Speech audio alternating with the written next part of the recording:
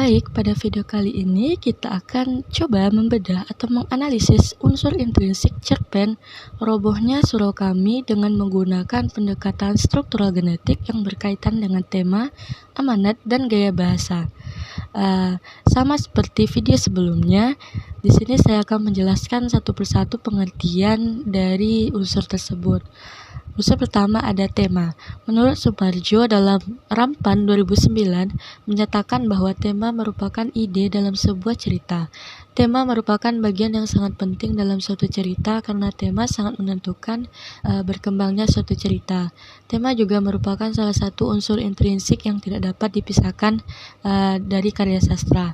Menurut The Liang Jai 1976, secara garis besar tema merupakan ide pokok yang dipersoalkan dalam karya seni. Ide pokok suatu karya seni dapat dipahami atau dikenal melalui pemilihan subject matter.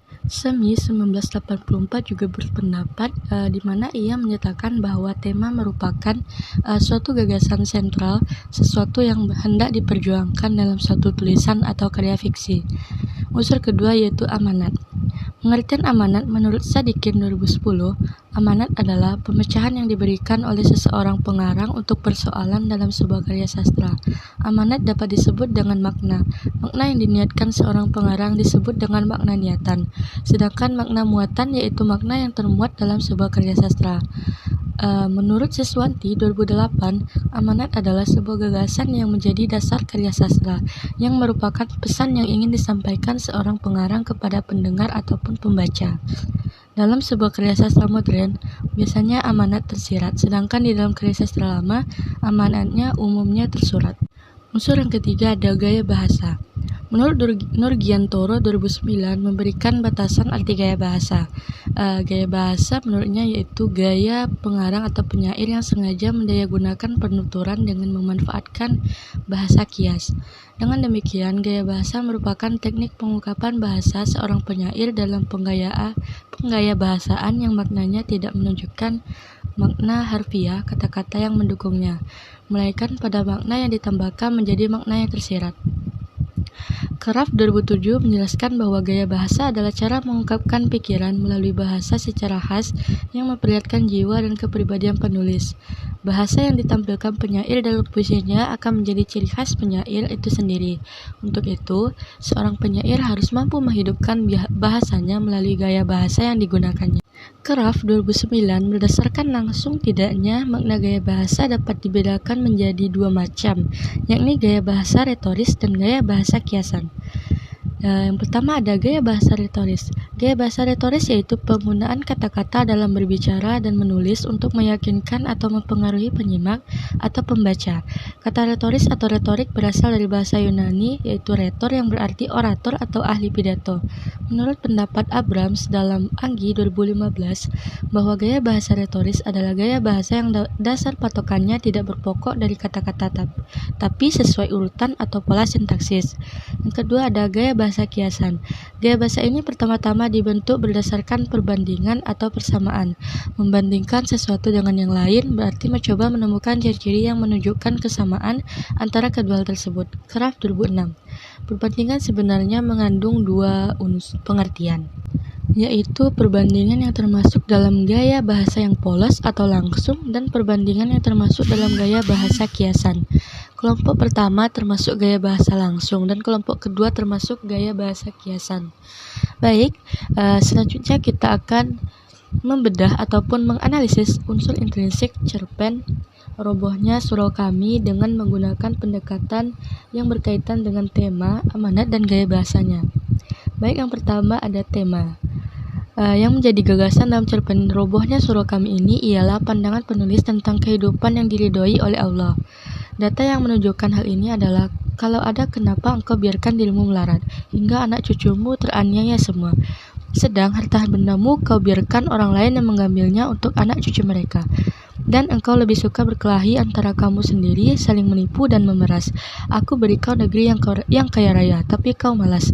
Kau lebih suka beribadat saja, karena beribadat tidak berpeluh mengeluarkan keringat, tidak membanting tulang, sedang aku menyuruh engkau beramal kalau engkau miskin.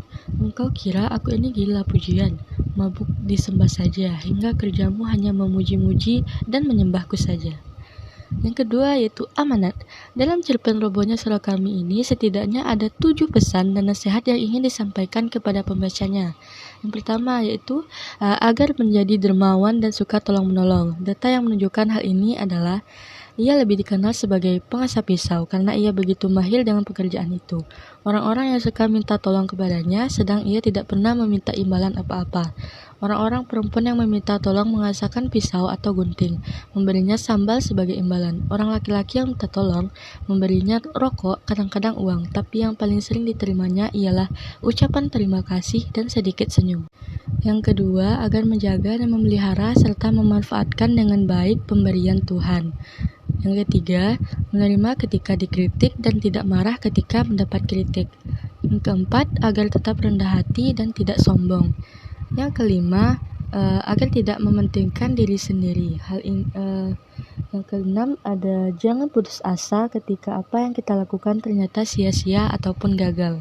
Yang terakhir, agar hidup seimbang tidak sekedar beribadah, melainkan juga harus bekerja dan bermasyarakat. Baik, yang usul selanjutnya ada gaya bahasa. Banyak ditemukan majas dan simbol-simbol dalam cerpen ini. Majas yang digunakan dalam cerpen ini diantaranya yaitu majas alegori. Karena di dalam cerita ini cara berceritanya menggunakan lambang, yakni tokoh Haji Saleh dan kehidupan di akhirat. Atau lebih tepatnya menggunakan majas parabel atau majas ini merupakan bagian dari majas alegori. Karena majas ini berisi ajaran agama, moral, atau suatu kebenaran umum dengan menggunakan ibarat. Majas ini sangat dominan dalam cerpen ini. Selain majas alegori atau parabol, pengarang pun menggunakan majas sinisme, seperti yang diucapkan tokoh aku yaitu dan yang terutama ialah sifat masa bodoh manusia sekarang yang tak hendak memelihara apa yang tak dijaga lagi. Sedangkan untuk penggunaan simbol bisa dilihat dari judul cerpen, yakni robohnya surau kami. Surau merupakan sebuah simbol ketaatan dan simbol bagi seorang yang rajin beribadah. Lantas kenapa dikata roboh? Karena orang-orang yang taat dan rajin beribadah tersebut tidak mampu memahami betul yang mereka lakukan. Sekian dulu pembahasan pada kali ini dan nantikan video-video seterusnya. Dan jangan lupa like, comment, subscribe, dan share ya.